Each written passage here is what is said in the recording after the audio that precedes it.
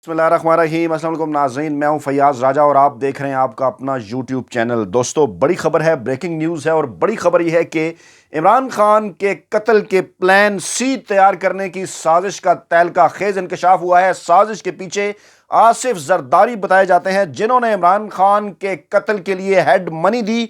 पैसे किसने पकड़े, इंतहाई तहलका खेज इंकशाफात सामने आए हैं। तफसीलात इस वीडियो में आपके सामने रखने जा रहे हैं। पाकिस्तान की तारीख के मकबूल तरीन सियासी रहनुमा, 75 साल सियासी तारीख में इतने वोट किसी इलेक्शन में किसी सियासी रहनुमा ने हासिल नहीं किए। उनके खिलाफ पहले कत्ल के 2 मंसूबे बनाए गए जो कि नाकाम हुए। पहला मंसूबा था उनके खाने में जहर मिलाने का और दूसरे मंसूबे के तहत इमरान खान पर वजीराबाद में कातलाना हमला किया गया। JIT अहम तरीन इंकशाफात कर चुकी है, लेकिन नामालूम हाथ इस वक्त उसे काम करने से रोक रहे हैं। आज इस बात का इंकशाफ इमरान खान ने खुद पाकिस्तानी अवाम को एतमाद में लेकर किया कि किस तरह से अब माफिया उनके कत्ल का प्लान सी बना रहा है और इस प्लान के अंदर आसिफ जरदारी ने उनके कत्ल के लिए पैसे दिए हैं। इमरान खान ने यह कहा कि आसिफ जरदारी उन 4 लोगों के अंदर शामिल हैं जो कि इमरान खान को इस तीसरे प्लान सी के मुताबिक कत्ल करना चाहते हैं। इसकी तफसीलात आपके सामने रखने से पहले असद उमर का इंतहाई अहम तरीन बयान, जिसमें उन्होंने कहा कि इदारे में न्यूट्रलिटी के यानी कि गैर जानिबदारी के आसार नज़र नहीं आ रहे और हमारे अरकान असम्बली को फ़ोन करके कहा जा रहा है कि आपका मुस्तकबिल PTI के साथ शायद इतना रोशन ना हो, आपको दीगर ऑप्शंस की तरफ देखना चाहिए। ऐसा इंकशाफ किया असद उमर ने इमरान खान के इस अहम तरीन बयान से पहले कि इदारे न्यूट्रल नहीं है, इदारे गैर जानिबदार नहीं है और उनके कारकुनान को, उनके रहनुमाओं को, उनके अरकान को फ़ोन करके ये कहा जा रहा है कि इमरान खान का साथ छोड़ दिया जाए, दीगर ऑप्शन देखे जाए। तहरीक इंसाफ के सेक्रेटरी जनरल हैं असद उमर, इंतहाई संजीदा शख्सियत है और उनका यह बयान बड़ी ही अहमियत का हामिल है। उन्होंने साबिक वफाकी वजीर खजाना शौकत तरीन के हमरा इस्लामाबाद में प्रेस कॉन्फ्रेंस की और कहा, गुज़श्ता 36 घंटे के दौरान रुपए की कदर में जो खौफनाक कमी हुई, उसके बाद तकरीबन 5,000 अरब या 50,000 करोड़ रुपए कर्जे का बोझ पाकिस्तान के ऊपर बढ़ गया है। इस वक्त जो डॉलर की कीमत है वो 300 रुपए में भी ओपन मार्केट में नहीं मिल रहा और इंटर बैंक रेट 262 रुपए तक पहुंच गया है। आज मुल्क में महंगाई की बुलंद तरीन शरह है। अनाप्रस्ती की बुनियाद पर फैसले किए गए, बढ़ के मारी गई कि अब मैं आ गया हूं, डॉलर 200 से नीचे आ जाएगा, लेकिन डॉलर तो 300 रुपए से ऊपर चला गया। बड़कों की वजह से बड़े बड़े कारोबार बंद हो गए, लाखों मजदूर बेरोजगार हो गए। डॉलर को मसनूई तरीके से रोककर पाकिस्तान को खाई के अंदर फेंक दिया गया। मसला मुआशी नहीं बल्कि कौमी सलामती का बन गया है। मुल्क के पास सिर्फ 3 हफ्तों के ज़र मुबादला के ज़खायर बचे हैं। यह बयान असद उमर का इमरान खान के इस इंकशाफ के बाद आया है, जिस इंकशाफ से पहले आया, जिस इंकशाफ में इमरान खान ने यह तफसीलात इस कौम के सामने रखी कि आसिफ जरदारी वो चौथा शख्स है जो कि इमरान खान को कत्ल करवाना चाहता है। बल्कि एक कदम आगे बढ़कर आसिफ जरदारी ने इमरान खान के कत्ल के लिए हेड मनी भी दी है। पैसा कौन सा था, कहां से इस्तेमाल हुआ, कैसे लाया गया, किसके हवाले किया गया, तफसीलात आपके सामने रखते हैं। असद उमर ने यह कहा कि जनाब, मकसद इनका यह है कि कर्ज के लिए अपने बैरूनी आकाओं के सामने सर झुकाएं। इसके लिए वो क्या इकदाम, क्या मुतालबात सामने रखेंगे, पूरी कौम को इस बात का अंदाजा है कि इमरान खान को रास्ते से हटाने की कोशिश क्यों की जा रही है। इंटरलिंक है असद उमर की यह प्रेस कॉन्फ्रेंस अहम तरीन कि इमरान खान को रास्ते से हटाएंगे खुदा न ख्वास्ता तो उनके मकासद पूरे होंगे। महंगाई तो बढ़ ही रही है। गुज़श्ता साल जुलाई के महीने से गैस की कीमत बढ़ाई जाएगी, पेट्रोल डीजल की कीमत में भी इजाफा होगा, नए टैक्सेस लगाए जाएंगे। इस तमाम तर सूरत की वजह तब्दीली का वो कदम था, वो गैर आइनी और गैर कानूनी कदम जिसके बायस इमरान खान को हटाया गया। मुआशी मुश्किलात के अलावा कौन से मुतालबात जो है, कौन से मुतालबे होने हैं, कौमी सलामती को कौन से खतरात दरपेश हैं, मैं पूछना चाहता हूं कौन जिम्मेदार है इस सूरत हाल का, कौन जवाब देगा। पाकिस्तानी कौम और आप समझते हैं कि कौन जिम्मेदार है और कमेंट बॉक्स के अंदर लिखिएगा कि कौन जिम्मेदार है। ये तमाम तर सियासी सूरत हाल, सियासी इंतशार और रजीम चेंज ऑपरेशन के बायस पैदा हुई। उन्होंने असद उमर ने यह भी कहा कि आजकल ये भी कहा जा रहा है कि आइन के अंदर ये तो है कि 90 दिनों के अंदर असम्बलियां तोड़ने के बाद इंतखाबात होने हैं, लेकिन अगर ना हो तो क्या होगा ये नहीं लिखा। اسد عمر نے کہا کہ 90 روز میں الیکشن نہیں کرائے گئے تو آرٹیکل 6 کا مقدمہ ہوگا۔ اتنی مایوسی ملک میں پہلے کبھی نہیں دیکھی۔ یہ بحران اس لیے پیدا ہوا کیونکہ ایک چلتے ہوئے جمہوری عمل کو رجیم چینج آپریشن کے تحت روکا گیا۔ 156 سیٹوں والے منتخب وزیر اعظم کو ہٹا کر 84 سیٹوں والے شخص کو جو ہے وہ وزیر اعظم بنا دیا گیا۔ نگران سیٹ اپ کو لمبا کھینچنے کی سازش کی جائے گی۔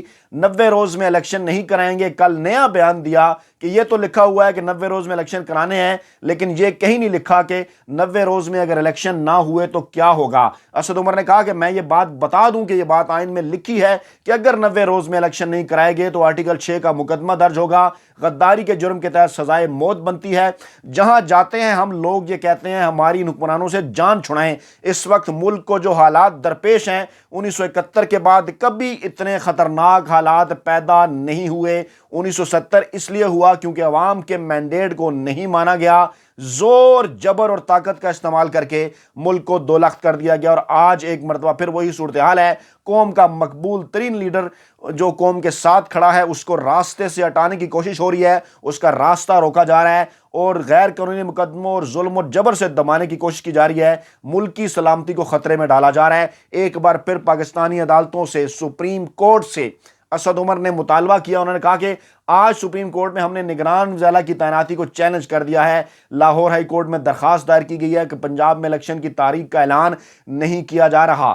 اب پاکستان کی اعلیٰ عدالتوں کا امتحان ہے یہ، چاہے وہ جو ہے وہ لاہور ہائی کورٹ ہو یا پھر سپریم کورٹ ہو۔ قوم عدالتوں کی طرف دیکھ رہی ہے، پاکستان کے آئین پر حملہ کیا جا رہا ہے۔ قوم جمہوریت، آئین اور اپنے اداروں کے پیچھے کھڑی ہے۔ پوری قوم عدالت سے یہ کہتی ہے کہ وہ حق اور سچ پر مبنی فیصلہ کریں۔ امید ہے عدالتیں قوم کو مایوس نہیں کریں گی۔ زور زبردستی سے فیصلے کرانے کا وقت گزر گیا۔ انہوں نے کہا کہ ملک کی عدالتیں بدقسمتی سے ماضی میں آئین توڑنے میں شراکت دار رہیں۔ آئین کو توڑنے کی انہوں نے منظوریاں دیں، لیکن یہ آئندہ کبھی پاکستان کے اندر نہیں ہونے والا۔ عدلیہ کو پتہ ہے کہ قوم کہاں کھڑی ہے اور جانتی ہے کہ اس وقت آئین کو توڑنے کا کیا نتیجہ ہوگا۔ عمران خان کی مقبولیت کے خوف کے علاوہ الیکشن میں کوئی رکاوٹ نہیں ہے۔ اسد عمر نے بڑا ہی واضح کر دیا، اسی لیے پھر عمران خان نے یہ بیان بھی قوم کے سامنے آ کر دیا، قوم کو اعتماد میں لیا کہ انہیں راستے سے ہٹانے کی کیوں کوشش کی جا رہی ہے، جس میں آصف زرداری بھی ملوث ہے۔ آگے چل کر آپ کو بتاتے ہیں۔ اسد عمر نے کہا کہ الیکشن ہوتے ہیں، کیوں نہیں ہونے دیے جا رہے؟ صوبوں کو الیکشن کی تاریخ کے اعلان کے بعد عام انتخابات کا اعلان کرنا پڑے گا۔ پاکستان نئے مینڈیٹ کی طرف جائے گا۔ مشترکہ مفادات کونسل میں مردم شماری کے بعد الیکشن کرانے کا فیصلہ نہیں کیا گیا تھا، یہ سراسر جھوٹ ہے۔ یہ کونسل اس طرح کا کوئی ماورائے آئین فیصلہ نہیں کر سکتی۔ اس وقت عمران خان کی مقبولیت کے خوف کے علاوہ الیکشن کی راہ میں کوئی رکاوٹ نہیں۔ اور آگے چل کر انہوں نے یہ بھی کہا کہ جلد فواد چودھری کی ضمانت ہو جائے گی۔ ہمیں بتایا گیا تھا کہ اسمبلی توڑنے کی صورت میں انتقامی کارروائی ہوگی، اس کو دیکھتے ہوئے ملکی مفاد کے لیے فیصلہ کیا۔ پرویز الہی کا بیان انہوں نے غیر ذمہ دارانہ قرار دیا کہ انہیں یہ بیان نہیں دینا چاہیے تھا۔ پھر انہوں نے یہ بھی کہا کہ یہ تاثر بھی نظر آ رہا ہے کہ انتقامی کارروائی کے پیچھے کوئی ایک مضبوط ہاتھ ہے نگران حکومت کے علاوہ، کیونکہ یہ جو نیوٹرلٹی کی بات کی جا رہی ہے، ہمیں بظاہر آثار اس وقت ایسے نظر نہیں آ رہے کہ کیونکہ کوئی کسی قسم کی نیوٹرلٹی ہے، غیر جانبداری کے کوئی آثار نہیں ہیں۔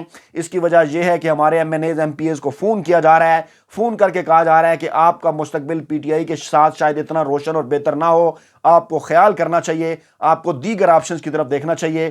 اور یہ بھی انہوں نے کہا کہ فواد چودھری نے 2-3 دن قبل کہا تھا کہ شاید 50% کچھ بہتری ہو، شاید کچھ ایریاز میں بہتر ہو، لیکن مجموعی طور پر ہمیں کسی قسم کی کوئی بہتری نظر نہیں آ رہی۔ یہ بھی تاثر ہے، یہ کہا جا رہا ہے کہ نگران حکومت آنے کے بعد جو ایکشن کیے گئے ہیں، جو انتقامی کارروائیاں کی گئی ہیں، اس سے محسوس ہوتا ہے کہ نگران حکومت کے پیچھے کوئی مضبوط ہاتھ ہے۔ عمران خان نے دوسری طرف ایک اہم ترین بیان دیا اپنے اس انکشاف سے پہلے۔ انہوں نے کہا کہ فواد چودھری کے ساتھ سلوک سے ظاہر ہوتا ہے کہ پاکستان کن غلط راہوں پر چل نکلا ہے۔ فواد چودھری کے ساتھ یہ جو سلوک کیا جا رہا ہے سراسر غیر آئینی اور غیر قانونی ہے۔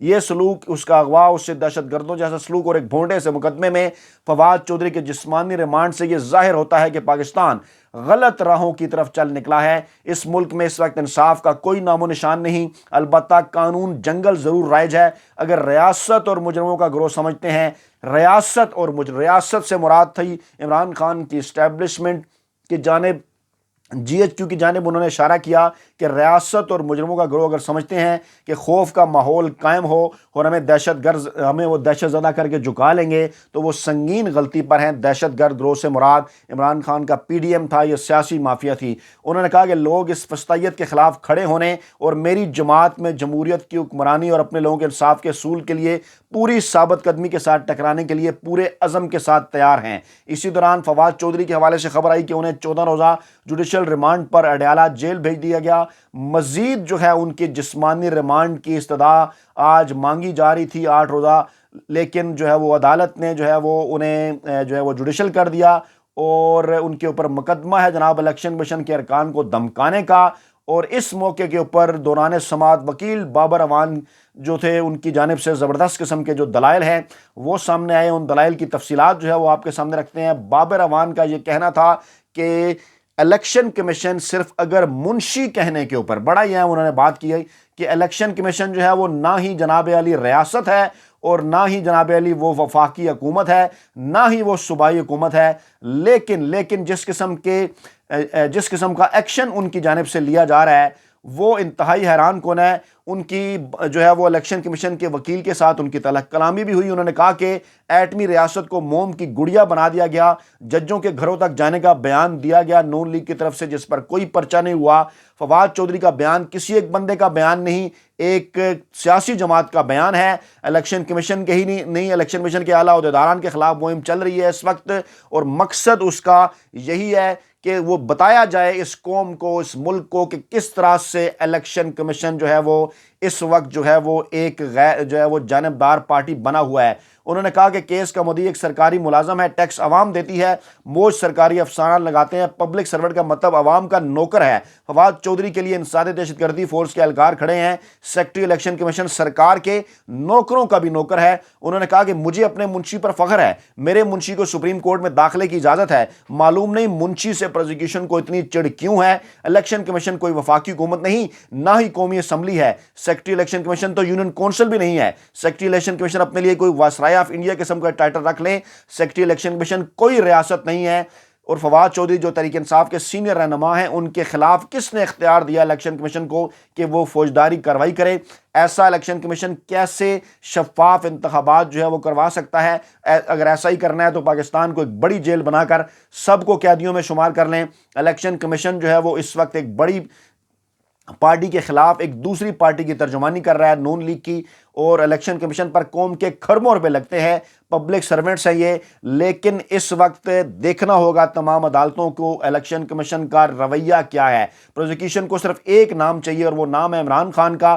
مقصد ان کا کیا ہے؟ مقصد یہ ہے کہ جناب علی کسی نہ کسی طریقے سے لاہور میں بیٹھے ہوئے شخص کا کوئی نام لے لے، تحریک انصاف کا کوئی رہنما، لیکن تحریک انصاف کے رہنما شیر کے بچے ہیں، لاہور میں بیٹھے شخص کا نام نہیں لیتے۔ عمران خان کی جانب ان کا اشارہ تھا، انہوں نے کہا کہ سارے ثبوت لاہور کے اندر ہے، کس طرح غیر آئینی اور غیر قانونی طریقے سے گرفتار کیا گیا فواد چودھری کو۔ جب لاہور ہائی کورٹ ملزم کا پوچھ رہی تھی تو اسلام آباد لے آئے۔ پروزیکیوشن یہ نہیں بتا رہی کہ فواد چودھری سے چاہتے کیا ہیں، اور فواد چودھری نے آگ لگانے کا نہیں کہا اور نہ ہی وکیلوں کے قتل کی اور جو ہے وہ عدلیہ کے قتل کی بات کی۔ ماضی میں سے پہلے لوگ اس قسم کے بیانات بھی دے چکے ہیں۔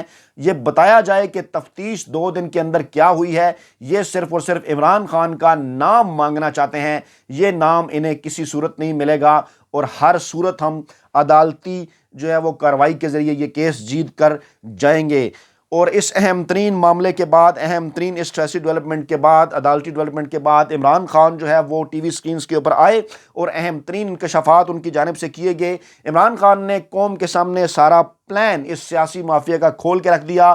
عمران خان نے کہا کہ پہلے ان کو قتل کرنے کے لیے پلان اے اور پلان بی بنایا گیا۔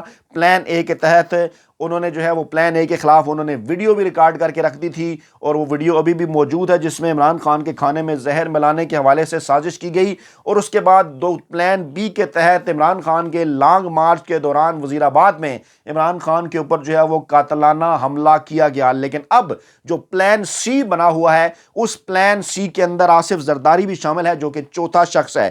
عمران خان اس سے پہلے 3 اشخاص کے نام لے چکے، جس میں شہباز شریف، رانا ثناء اللہ، اور اس کے ساتھ ساتھ جو ہے وہ جنرل فیصل نصیر شامل ہیں، جو کہ جو کہ پاکستان کی خفیہ ایجنسی کے جو ہے وہ ان کے پاس جو ہے وہ اہم عہدہ ہے، لاہور کے اندر جو ہے وہ تعینات ہیں، ان کا باقاعدہ نام ایف آئی آر کے اندر درج کرانے کی بھی کوشش کی گئی، لیکن تحریک انصاف کو کامیابی نہ ہو سکی۔ اور آج عمران خان نے باقاعدہ طور پر چوتھا نام آصف زرداری اس قوم کے سامنے رکھ دیا۔ انہوں نے کہا کہ ایک دہشت گرد تنظیم کو، بالکل عمران خان نے واضح کیا کہ ان کا پلان ہے کسی طرح مجھے راستے سے ہٹایا جائے۔ آصف زرداری نے جو سندھ سے لوٹ مار کی ہے، جو سندھ سے رقم لوٹی ہے، وہ ایک دہشت گرد تنظیم کو دی ہے کہ وہ دہشت گرد تنظیم عمران خان کو قتل کر دے۔ انتہائی خوفناک انکشاف ہے یہ، اور عمران خان کے اس انکشاف کے بعد پاکستانی اداروں کو، عدالتوں کو اس تمام تر معاملے کی تحقیقات کرنی چاہیے، کیونکہ عمران خان نے کھل کر یہ کہہ دیا ہے کہ وہ آخری دم تک مقابلہ کریں گے پاکستانی عوام کے حقوق کی جدوجہد کے لیے، اور اس سیاسی مافیا سے کسی صورت ہار نہیں مانیں گے۔ اپنا بہت خیال رکھیے گا، دعاؤں میں یاد رکھیے گا۔ نئی ویڈیو کے ساتھ جلد حاضر ہوں گے۔ اللہ نگہبان۔